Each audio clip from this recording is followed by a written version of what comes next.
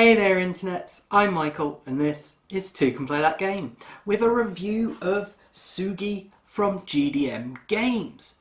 So what is Sugi? Well, let's take a look at the box here. We have a temple in some woods and there's this ghost up here, and then we've got some spirits playing around in the woods. So it's about ghosts and spirits in this haunted wood? Well, it sort of is actually.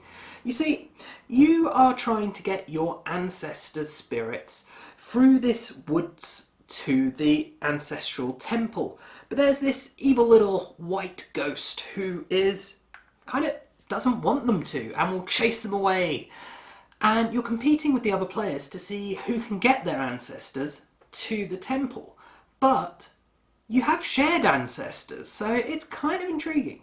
Why don't we take a closer look at the table and you can see what I'm actually talking about here. So the aim of the game in Sugi is to get 3 of these colourful meeples that are the ancestors from this starting space into the temple here, which is currently guarded by the ghost, so we'll need to move the ghost off. We'll do this by moving the spirits along the path, and you do that using these arrows. The way round you put the arrow dictates the direction that the spirit will move in, and the colour dictates which spirit moves. But which spirits do you want to get there? I mean, there's 5 of them. Which are yours, which are other people's? Well, that's determined by these family tree cards that you're dealt at the beginning of the game, and you'll keep these secret. And these tell you how many points you get for each of the different colours getting to the temple. So here, they both want blue and black, but they're going to get different values for black, and then they're going to be competing over red and yellow getting there. So I'm going to leave these face up just so you can see. So the game will be over as soon as 3 ancestors have reached the temple. It doesn't matter which 3. And the game is broken down into rounds. You'll start each round with 4 cards, and at the end of a round you can discard cards, just to a discard pile up here somewhere, in order to be able to draw more new cards. So randomly decide who's going first, then they'll pick a card and they'll choose whether to play it face up or face down. If they play it face up, they play it to the discard pile and they get the power given. So the different powers, we've got this one will allow you to rotate a tile, this one will allow you to move the ghost, this one will allow you to place a card anywhere in the movement track. Because that's the other thing you can do. You can play these face down, and you play them starting at the right hand side, and you play them going towards the left. The round will end when either neither players have any cards in hand, or let's just say they're playing all of these. You get 5 cards in your timeline here. Then once you've got the 5 cards in your timeline, you turn them over to see what happens.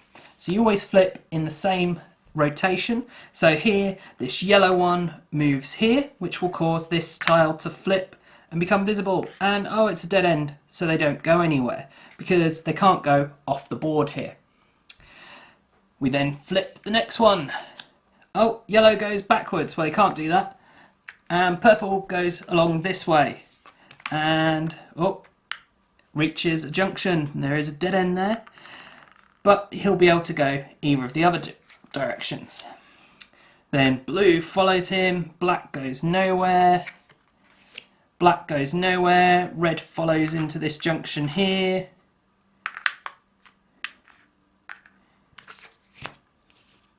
yellow goes nowhere, and purple goes back to this start tile here.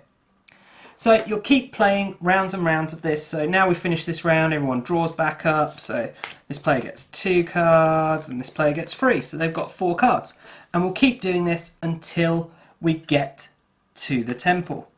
So let's talk about the special powers then that you can do.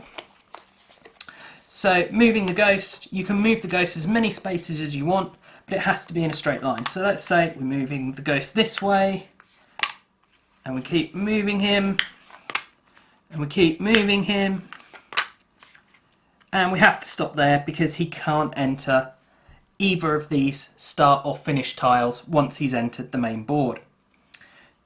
But someone else could now play a ghost, and they play a ghost, and then the ghost goes this way, which causes these guys to run away.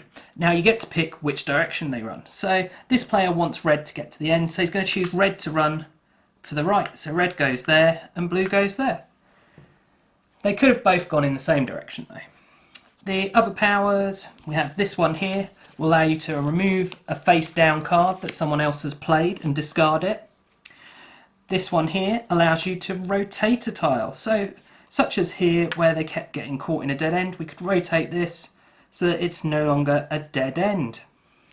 And this card here would allow you to play a card from your hand anywhere in the path. So normally in the timeline you have to fill in right to left, but if you played this, you'd get to go, well, I want to go in there. And you then get to draw another card as well. So we'll keep moving the guys along through the forest, exploring the forest, dead ends, until you got 3 guys in the temple. Then you just look to see how many points each player has. Whoever has the most points wins. And you only score points for having people in the temple. The order they're in the temple is irrelevant. It's just how many points you get is based on the colour. That is Sugi. What do I think? Well, I absolutely love this game. It is fantastic. I just love it. I mean, the artwork, you just look at this box and it has this lovely, vibrant, playful artwork with this gorgeous like fox spirit here, the playful little fire, the evil ghost.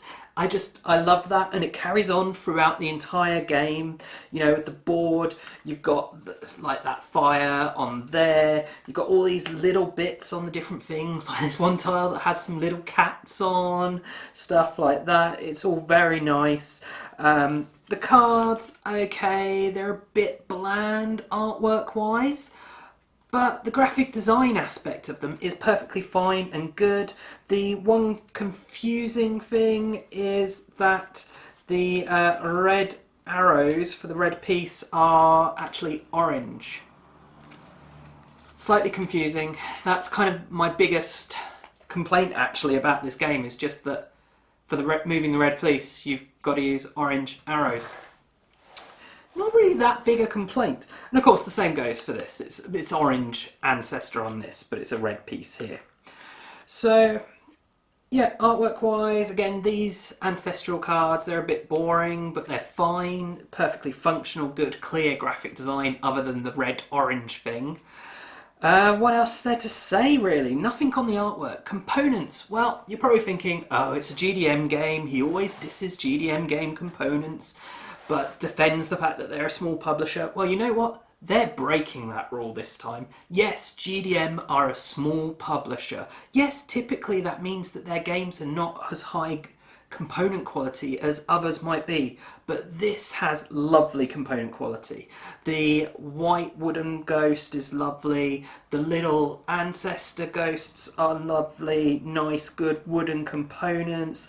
Bright, vibrant colours. Okay, yes. This guy's red and not orange as per the cards. That is the only gripe. These tiles are good, hard weight tiles. There is literally no faulting the components.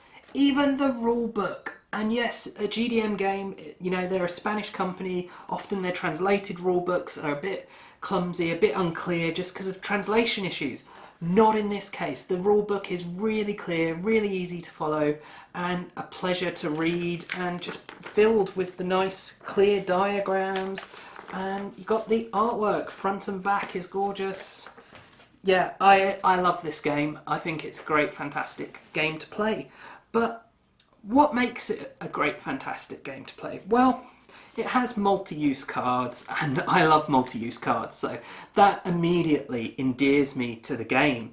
The fact that you can choose, well, do I use this for the power? Do I use this to move ghosts? Is nice. The fact that there's strategy there in what ghosts you do try to move, what powers you choose to use. The fact that rather than trying to move pieces using arrows, you can even use the ghost to chase things around the board and chase them into the temple. It's fantastic. There's this whole pull of what's going on with the fact that you have these shared ancestors. You know, if 2 out of the 4 players are both trying to get one of the ancestors, but they got different ancestors for the other. Creates this lovely dynamic that's changing because you've got so many of these cards, and so there's a lot of variation in which cards you're going to have coming up, what ancestors people are going to be trying to get there, who they're most interested in getting there, who they're kind of, well, I don't mind that one because that's my third one and other people have it. But that also brings me to the luck element. So yes, there's a lot of strategy in what you choose to do with your cards when you're given. There is a lot you can do decision-wise that I really enjoy about this game. But there is a lot of luck as well. If you get the cards that move the pieces you want, that's really good and you can use them to do that. If you are sat there going, oh, I really need to move the ghost, and you don't get a card that will allow you to move the ghost, that can be very frustrating. So there's a lot of luck in regards to that. But even with that initial setup and with these ancestor cards, there's a lot of luck. If you're playing, say, a 4-player game and 3 of you have one of the colours on and the other one doesn't, more than likely that colour is going to end up in the temple because there's so many more people trying to get it there, which means you as the one person who doesn't have that is at a severe disadvantage. So that can happen, but it doesn't matter because it's fun to play.